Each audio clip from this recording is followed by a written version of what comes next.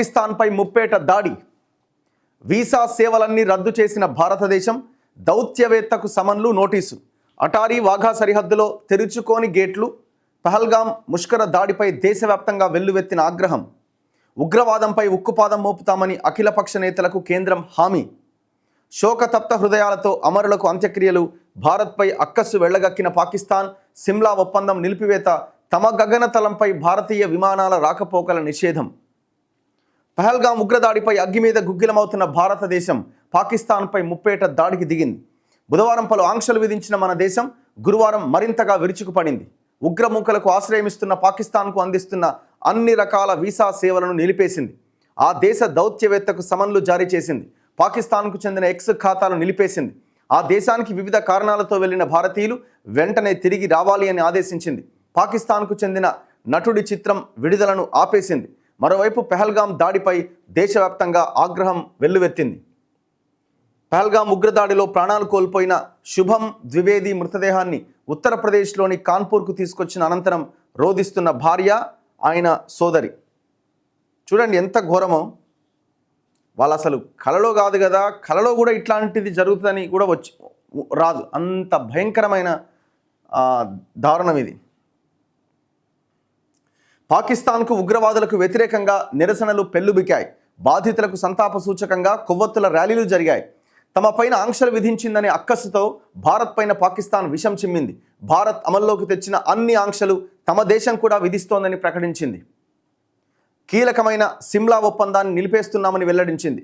తమ గగనతలం పైన మన దేశ విమానాల రాకపోకలపైన నిషేధం విధించింది. అంటే మన దేశం విమానాలు పాకిస్తాన్ వైపు నుంచి, పాకిస్తాన్ ఏరియా నుంచి వెళ్ళడానికి అవకాశం లేదన్నమాట. ఇప్పుడు దానివల్ల ఏమవుతుందంటే కొంత డిస్టెన్స్ పెరుగుతుంది వేరే దేశాలకు వెళ్ళాలనుకున్నప్పుడు. మరోవైపు ఉగ్రవాదంపై ఉక్కుపాదం మోపుతామని అఖిలపక్ష నేతలకు కేంద్రం హామీ ఇచ్చింది. వీసాల మీద వేటు, ఇది భారతదేశం నిర్ణయం తీసుకుంది. పాక్ జాతీయులకు అన్ని రకాల వీసా సేవలు వెంటనే రద్దు చేస్తున్నాం. ఇప్పటికే జారీ చేసిన వీసాలు 2025 ఏప్రిల్ 27వ తేదీ వరకే చెల్లుబాటు అవుతాయి. మెడికల్ వీసాలు ఏప్రిల్ 29 వరకే చెల్లుతాయి. ఈ గడువు ముగిసేలోగా వారంతా భారతదేశాన్ని విడిచి వెళ్ళిపోవాలి అంటూ విదేశాంగ శాఖ గురువారం ఒక ప్రకటన విడుదల చేసింది. వివిధ పనుల నిమిత్తం పాకిస్తాన్కు వెళ్లిన భారతీయులు వెంటనే తిరిగి రావాలని కేంద్రం సూచించింది. వీసాల రద్దు నేపథ్యంలో భారత్లో ఉన్న పాక్ జాతీయులు భారతదేశాన్ని వీడుతున్నారు. ఢిల్లీలోని పాక్ దౌత్యవేత్త సాద్ అహ్మద్ వరైచ్కు కేంద్రం సమన్లు జారీ చేసింది. బుధవారం అర్ధరాత్రి తర్వాత వాటిని పంపింది. గురువారం ఆయన్ను పిలిపించి పాక్ మిలిటరీ అధికారులకు పర్సోనా నాన్ గ్రాటా అంటారట, దాన్ని అయిష్టమైన వ్యక్తులుగా పేర్కొనే ఒక అధికారిక నోటీస్ అందించిందట. పాకిస్తాన్కు సంబంధించిన ఎక్స్ అధికారిక ఖాతాను మన దేశంలో నిలిపేసింది. పాకిస్తాన్ నటుడు ఫవాద్ ఖాన్ నటించిన అబీర్ గులాల్ చిత్రం విడుదలపైన నిషేధం విధించింది.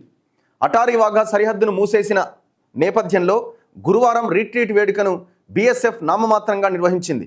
పాక్ గార్డులతో కరచాలనాన్ని రద్దు చేసింది. రిట్రీట్ సందర్భంగా సరిహద్దు గేట్లు తెరవలే. మిగిలిన అన్ని డ్రిల్స్ను యథావిధిగా నిర్వహించామని బీఎస్ఎఫ్ ఒక ప్రకటనలో వెల్లడించింది. కేంద్రానికి అఖిలపక్షం సంపూర్ణ మద్దతు. నిన్న జరిగిన సమావేశం ఇది. ఈ సమావేశంలో మౌనం పాటిస్తున్న కిరణ్ రిజిజు, జైశంకర్, నిర్మలా సీతారామన్, నడ్డా, అమిత్ షా, రాజ్నాథ్ సింగ్, కాంగ్రెస్ నుంచి ఆ పార్టీ జాతీయ అధ్యక్షుడు మల్లికార్జున ఖర్గే హాజరయ్యారు. ఉగ్రవాదులు, ఉగ్ర శిబిరాలపైన చేపట్టే ఎటువంటి నిర్ణయాత్మక చర్యలకైనా తమ సంపూర్ణ మద్దతు ఉంటుందని ప్రభుత్వానికి ఆల్ పార్టీ నేతలు స్పష్టం చేశారు.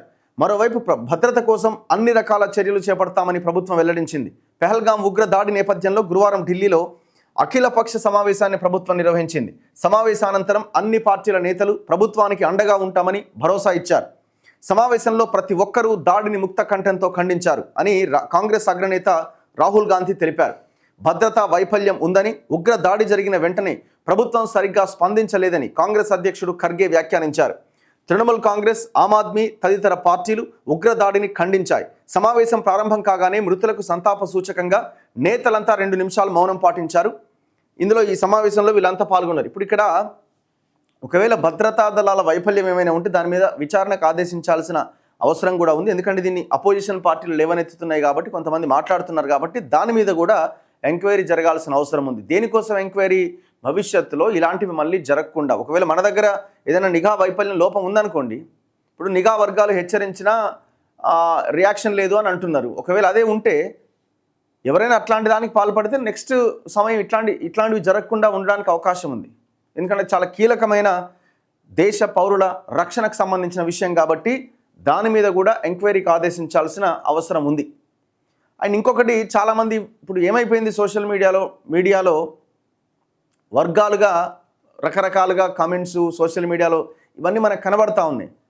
భారతదేశము ప్రజాస్వామ్య దేశం, భిన్నత్వంలో ఏకత్వం ఉన్న దేశం, హిందూ ముస్లిం అందరూ కలిసి ముందుకెళ్తున్న దేశం ఈ భారతదేశం. ఖచ్చితంగా ఇప్పుడు ప్రతి ముస్లిం తీవ్రవాది కాడు. ఇప్పుడు ఇది ఈ పాయింట్ని అందరూ మాట్లాడాల.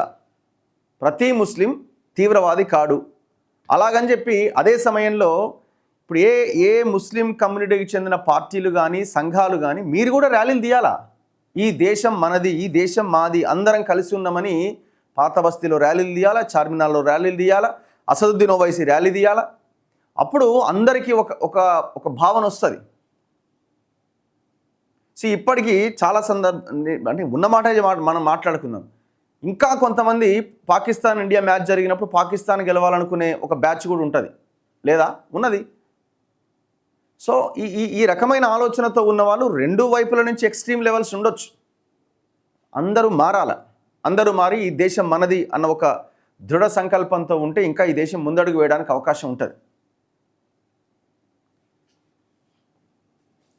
ఇప్పుడు అక్కడ అందరూ చనిపోయారు కదా, అందరూ చనిపోయారు కదా. పాపం వాళ్ళ కోసం పోరాడిన ఒక ముస్లిం ఆయన కూడా ప్రాణాలు కోల్పోయింది కదా, గుర్రప్ స్వారీకి సంబంధించిన ఆయన. ఆ కుటుంబం కూడా రోధిస్తున్నది, ఆ కుటుంబం కూడా తీవ్రవాద బాధిత కుటుంబం అయిపోయింది కదా. మళ్ళీ ఇంకా మనం ఎందుకు ఈ రకమైన ఆలోచనతో ఉన్నాం? ఎందుకు జరగవు పాత బస్తీ, చార్మినార్ లాంటి ఇంకా ఎట్లాంటి ఏరియాల్లో ర్యాలీలు ఎందుకు తీయరు? ఆ సంఘాల నాయకులు ఏమైపోయారు? మాట్లాడాలి దీని గురించి కూడా. తుది వీడ్కోలు. పహల్గాం ఉగ్రదాడుల్లో మరణించిన 26 మందికి గురువారం స్వస్థలాల్లో ఘనంగా అంత్యక్రియలు జరిగినాయి. ఆయా రాష్ట్రాల ముఖ్యమంత్రులు, మంత్రులు, నేతలు హాజరై వారికి ఘనంగా నివాళి అర్పించారు, కుటుంబ సభ్యులను ఓదార్చారు. ఇట్లా నిన్న జరిగినటువంటి పరిణామాలు. పాకిస్తాన్ అక్కసు వాళ్ళు కొన్ని నిర్ణయాలు తీసుకున్నారు. అసదుద్దీన్ ఓవైసీ మాట్లాడుతున్నారు, ఉగ్రవాదాన్ని భూస్థాపితం చేయాల్సిందే. నేటి ప్రత్యేక ప్రార్థనల్లో ప్రతి ముస్లిం నల్ల రిబ్బన్ కట్టుకొని నివాళి అర్పించాలి. ఎంఐఎం అధినేత అసదుద్దీన్ ఓవైసీ, ఇదేమీ రాజకీయ అంశం కాదు, జాతి ప్రయోజనాలతో ముడిపడిన విషయం. ఉగ్రవాదాన్ని భూస్థాపితం చేయడంతో పాటు వారికి మద్దతిస్తున్న శక్తులకు గట్టిగా గుణపాఠం చెప్పాల్సిందే. కేంద్రం ఎలాంటి చర్య తీసుకున్నా మేము సంపూర్ణ మద్దతు పలుకుతాం. ప్రెస్ మీట్లు కాదు, ప్రెస్ మీట్లతో పాటు మీరు బయటికి రావాలా. బయటికి వచ్చి ఆ రకమైన ర్యాలీలు కానీ లేకపోతే ప్రజల్ని ఇంకా సమాయత్తం చేయడానికి మాట్లాడాల్సిన అవసరం ఉన్నది. ఏమైపోయిందంటే ఎవరి జాతి ఓట్ల కోసం వాళ్ళు ఆ జాతి విద్రోహమైనటువంటి స్టేట్మెంట్స్ ఇవ్వడము అలవాటుగా మారిపోయింది వాళ్ళ రాజకీయాల కోసం. ఆయన గురువారం హైదరాబాద్లో ఆల్ పార్టీ సమావేశంలో పాల్గొన్న తర్వాత ఢిల్లీలో విలేకరులతో మాట్లాడారు. మన పౌరుల ప్రాణాలు తీస్తున్న ఉగ్రవాదులతో పాటు వారికి మద్దతిచ్చి పెంచి పోషిస్తున్న పాకిస్తాన్ ఐఎస్ఐలకు గుణపాఠం చెప్పాల్సిందే. ఏ దేశము నేరగాళ్లకు ఆర్థిక మద్దతు ఇవ్వకూడదు, ఉగ్రవాదులకు అండగా ఉండకూడదు, ఆశ్రయం కల్పించకూడదని ఐరాస భద్రతా మండలి తీర్మానం 1973లోనే చెప్పారు. కానీ పాకిస్తాన్ ఏండ్ల తరబడి ఈ తీర్మానాన్ని ఉల్లంఘిస్తోంది. అలాగే ఐక్యరాజ్య సమితి ఆర్టికల్ 51 ప్రకారం ఆత్మరక్షణ కోసం ఒక దేశం మరో దేశంపై చర్య తీసుకోవడానికి అవకాశం కల్పిస్తోందని గుర్తు చేశారు. ఆత్మరక్షణలో భాగంగా మన ప్రభుత్వం పాకిస్తాన్ వైమానిక నౌకాయాన మార్గాలు మూసేయొచ్చు, ముఖ్యంగా మామిడి పండ్ల విక్రయాలు ఆపేయొచ్చు. ఇదే సమయంలో ఘటన జరిగిన ప్రాంతంలో సిఆర్పిఎఫ్ ఎందుకు లేదు అని అడిగా. మతం పేరు తెలుసుకొని చంపడం తీవ్ర ఆక్షేపణీయం, దాన్ని ఖండించడానికి మాటలు కూడా చాలడం లేదు. అయితే దాన్ని ఆధారంగా చేసుకుని వివాదాలు సృష్టిస్తే ఉగ్రవాదుల బలం పెంచిన వాళ్ళమవుతామని ఓవైసీ వివరించారు. శుక్రవారం హైదరాబాద్లో సీఎం రేవంత్ రెడ్డి ఆధ్వర్యంలో నిర్వహిస్తున్న కొవ్వొత్తుల ర్యాలీలో ఎంఐఎం ప్రజాప్రతినిధులు పెద్ద సంఖ్యలో పాల్గొనాలి. ప్రత్యేక ప్రార్థనల్లో ప్రతి ముస్లిం చేతికి నల్ల రిబ్బన్ కట్టుకొని పహల్గాం మృతులకు నివాళి అర్పించాలని వివరించిరట. నేను ఆయన ప్రెస్ మీట్లో ఈ విషయాలన్నీ చెప్పిండు. సో నిన్న మోదీ బీహార్లో ఒక బహిరంగ సభలో ఎక్కడో మాట్లాడినట్టున్నారు. వెంటాడుతాం, వెన్ను విరుస్తాం, ఉగ్రవాదులకు కలలో కూడా ఊహించని శిక్ష విధిస్తాం. పెహల్గాం ఘటనపై ప్రధాని మోదీ గట్టి హెచ్చరిక. జమ్మూ కాశ్మీర్లో అమాయకుల ప్రాణాలు హరించిన ఉగ్రవాదులు ఎక్కడ నక్కినా వెతికి మరీ శిక్షిస్తాం. ముష్కరులకు ఉగ్రవాదానికి మద్దతిస్తున్న వారికి కలలో కూడా ఊహించని విధంగా కఠిన శిక్ష విధించబోతున్నాం అని ఆయన జాతీయ పంచాయతీరాజ్ దినోత్సవం సందర్భంగా బీహార్లోని మధుబనిలో నిర్వహించిన కార్యక్రమంలో పాల్గొనడం అక్కడ మాట్లాడిండు. ఆ video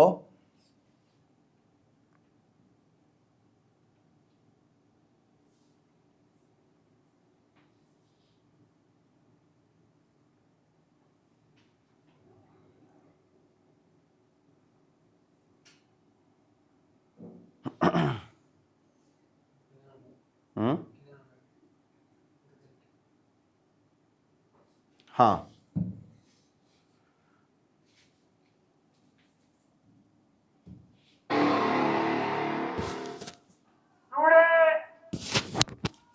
from the soil of Bihar, I say to the whole world, India will identify, track and punish every terrorist and their backers.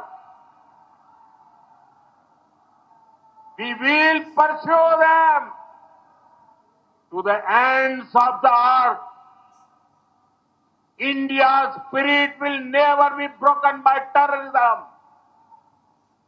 Terrorism will not go unpunished.